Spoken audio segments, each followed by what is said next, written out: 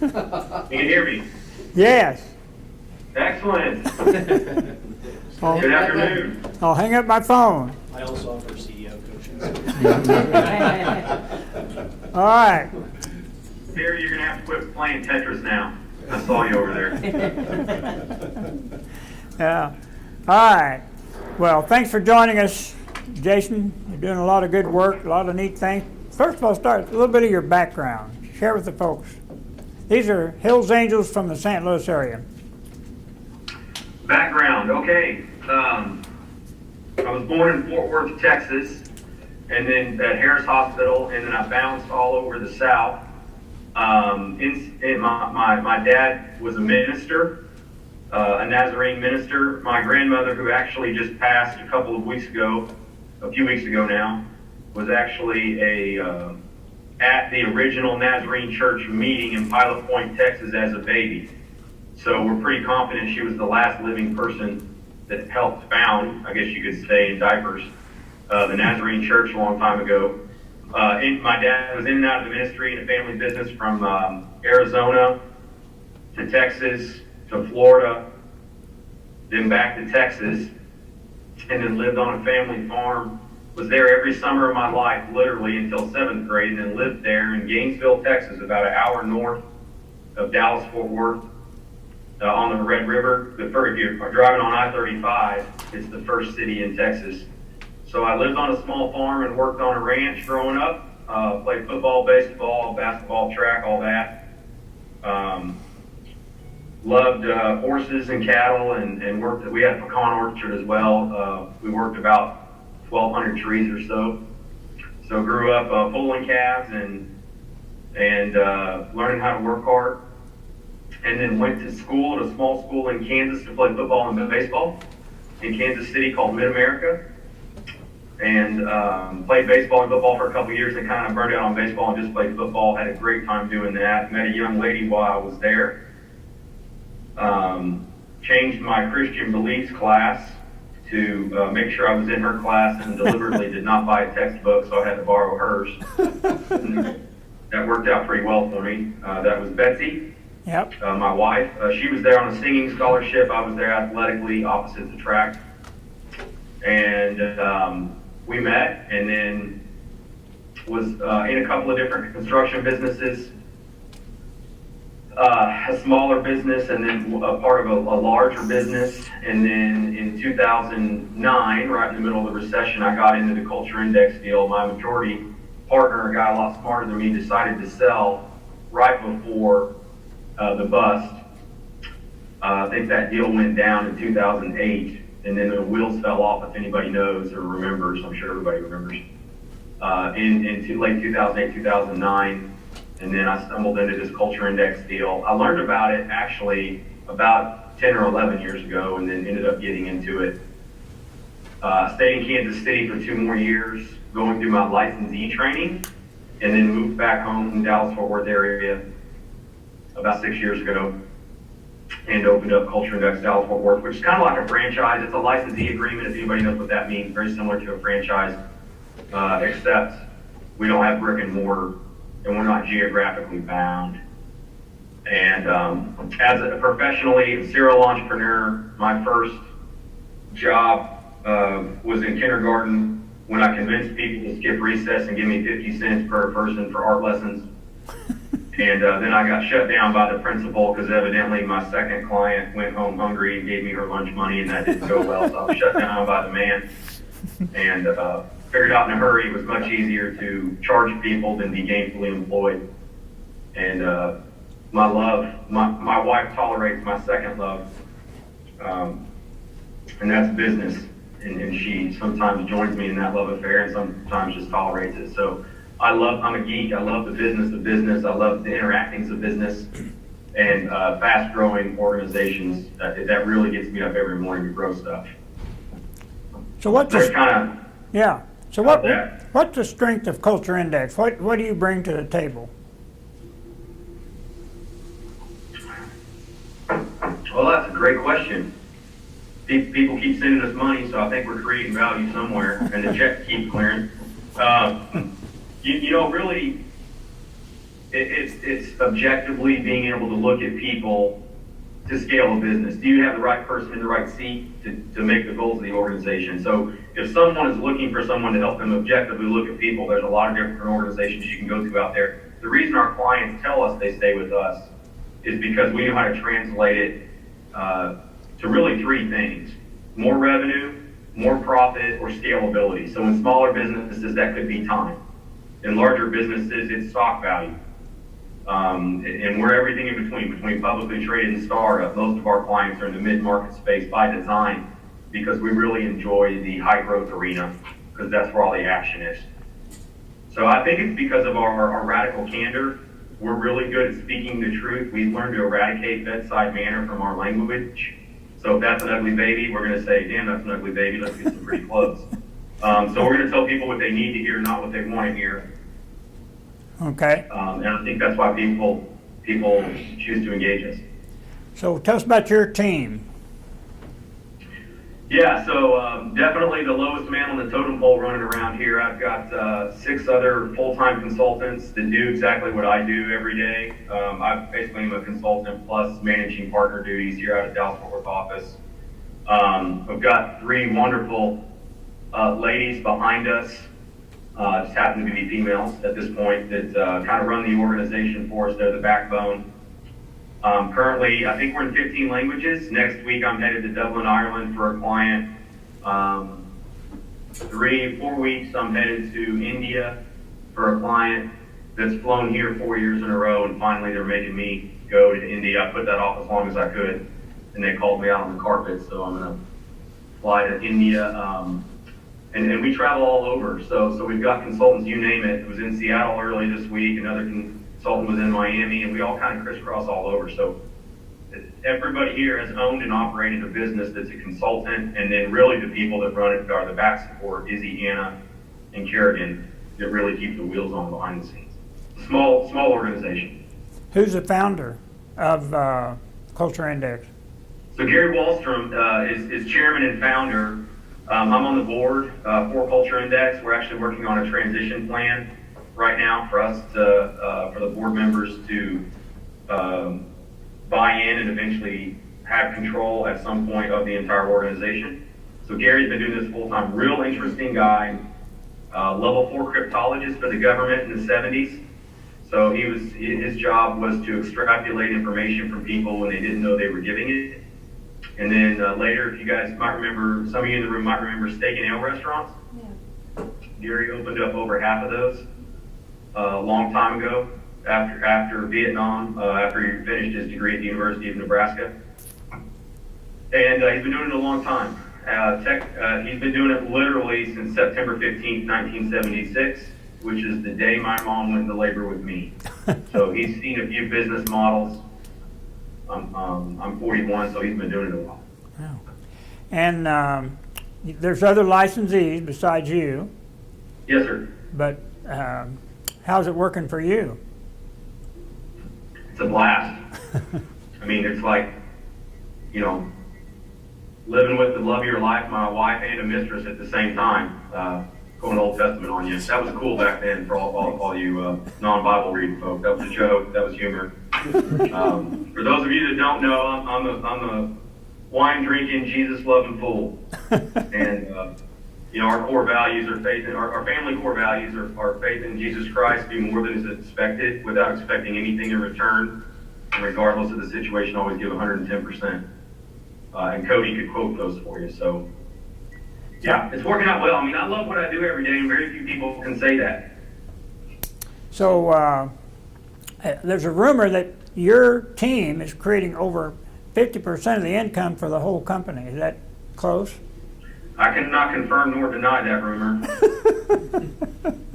I honestly don't know what the exact number is. I know there's 35 or 40 offices, and we throw some cotton in the barn. I know that. Yeah.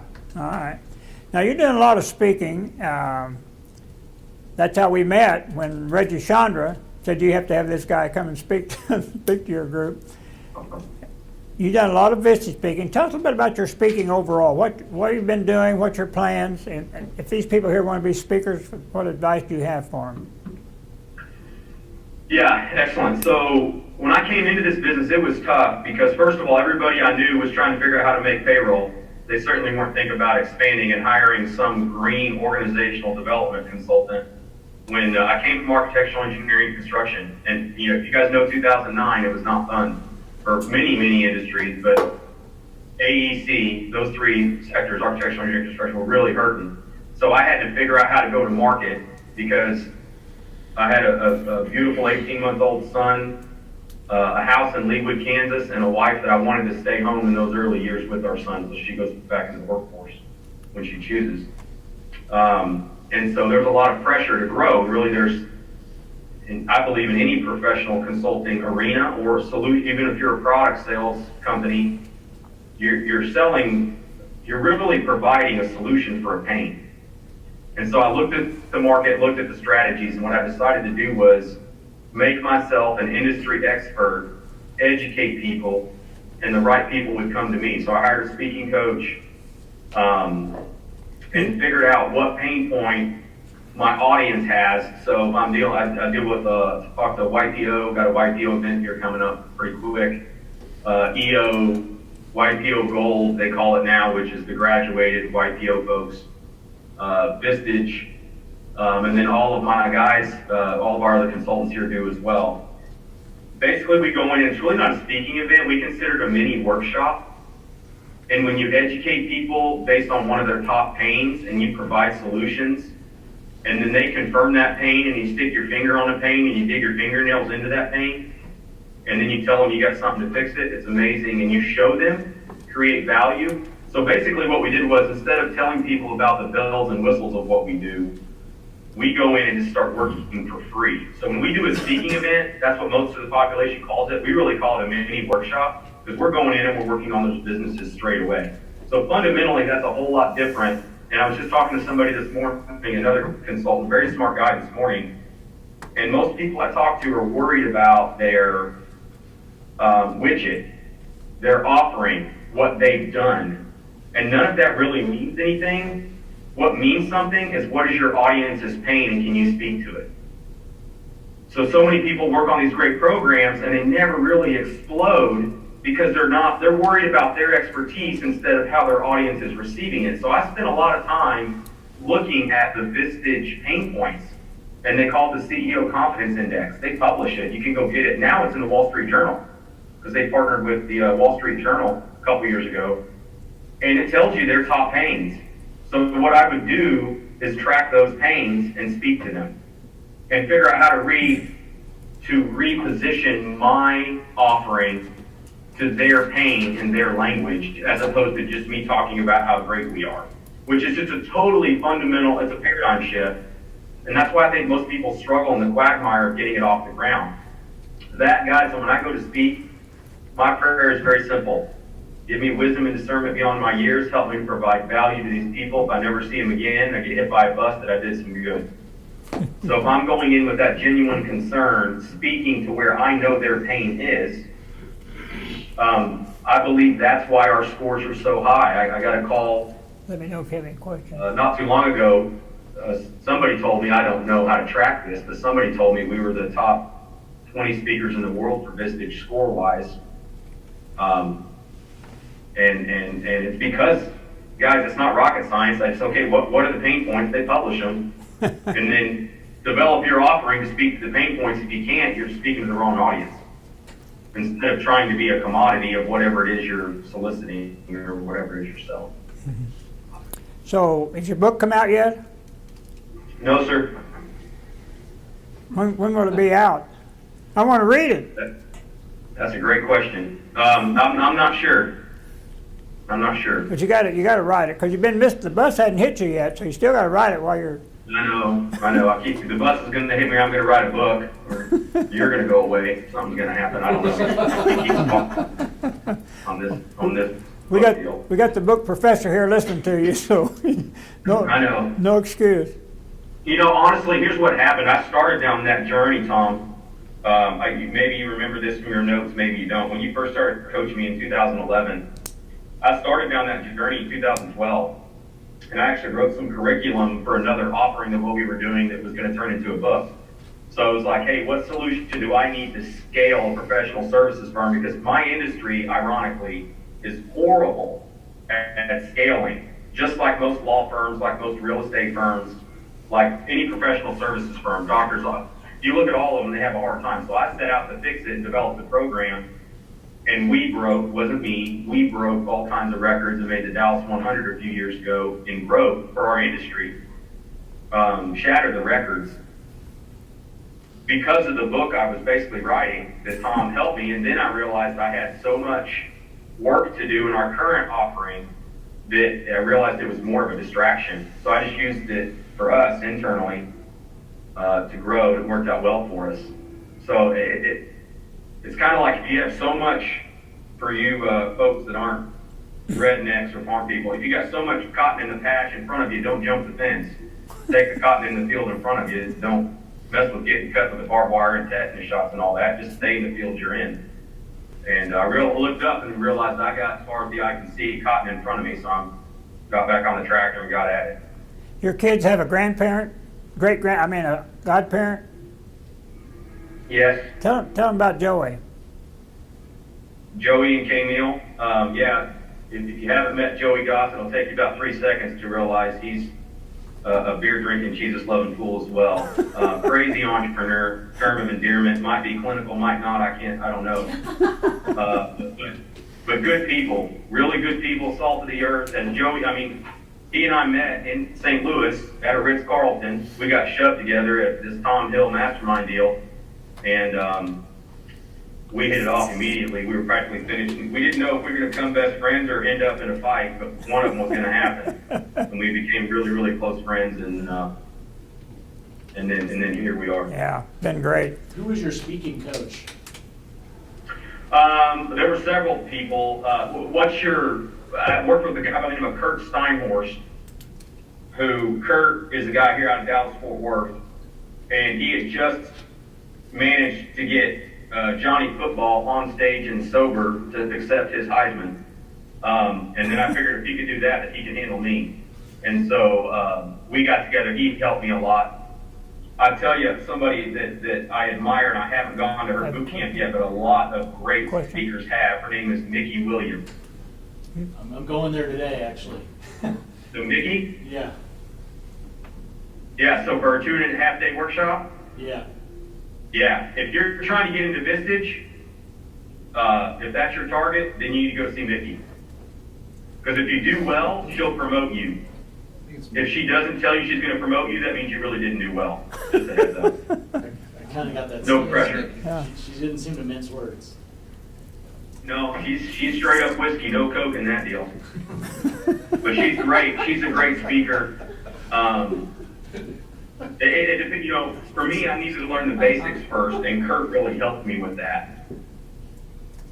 Okay. That was very powerful. Tell us about your family, your personal family. Betsy, 3 kids? Yes. Betsy and I have been married, 12 years now. And even though we've known each other since 98, 99, and she's currently getting back into the workforce. She finally proclaimed her mind is turning into mush. And she's just, we love our kids, but she's getting back into the workforce now because she wants to. Taya Ho, she is 2 years old. And both the boys are going to end up working for her. We have a family business. They don't stand a chance. So that would be nice. Ryder is our little extremely introverted guy. We're not sure yet. Dr. Hill, you and I haven't even talked about this. We're not so sure he's not on the spectrum. He is incredibly intelligent, but emotionally and socially challenged, extremely introverted. When a 3-year-old is asking me, Daddy, are there wires in the floor? And I ask him why, and he says, because what's powering that vent with the cold air? You clearly have a mechanically minded kid. I don't think I figured that out until I was about 21. So anyway, he's our gifted engineering minded son. All he does is play with cords. He had to get a blood transfusion, and all he cared about was going to Home Depot as a gift to go get a new extension cord. So we have extension cords running. He makes things up with them, and he's just a beautiful mind. Cody is an incredibly thoughtful and giving young man. I'm coaching him in football right now, which is a blast. He loves to give, and he's 9, about to turn 10. And then we have Ellie the dog. She's our 4-year-old golden retriever. Tell us about your building plans, house. Yeah, so we've got about 3.5 acres in town, and we're working through that process. Betsy and I have bought and remodeled and moved in and out and sold, I think, 6 homes together. We've never gone ground up. So we hope to have, we're building a small guest house. We hope to have that done by July 4th. Small meaning 2,000 square feet? What's that? Small meaning 2,000 square feet? Yeah. Yeah. That's the smallest we can build, or we can't build, down to the foot. They won't let us build anything smaller. So what it's going to be is it's going to be attached to the main house, but you can't build the guest house without the main house. So if you pull a permit in our town, if it's less than 2,000 feet, they won't give it to you. So it's going to be a guest wing and quarters that executives can stay in, or single moms that run into issues. Betsy and I have taken in people since we first got married that needed assistance. Battered woman with her 2 kids who now is a manager at Starbucks. Awesome story with her. And so we want a place to host people, whether it's executives we're bringing in for retreats. We're going to have horses. We have company carriages. Personal family carriages. Right before my grandmother had her stroke, she gave me 2 carriages that one has been in the family since the 1800s. Wow. And I grew up with that, so we're gonna do that, have a little fishing pond and all that stuff. Are you doing anything particular with millennials? Millennials? Yeah. Yeah, limiting my time with them. But you're going to do more? I don't think we have a choice, do we? It's gonna be half the workplace here in about 3 years, according to the Boyos. The time is. I run from them at this point, but I don't think I have much of a choice much further. No, I mean, all joking aside, we do measure, and with some our clients, have baby boomers down to millennials, so we deal with it every day.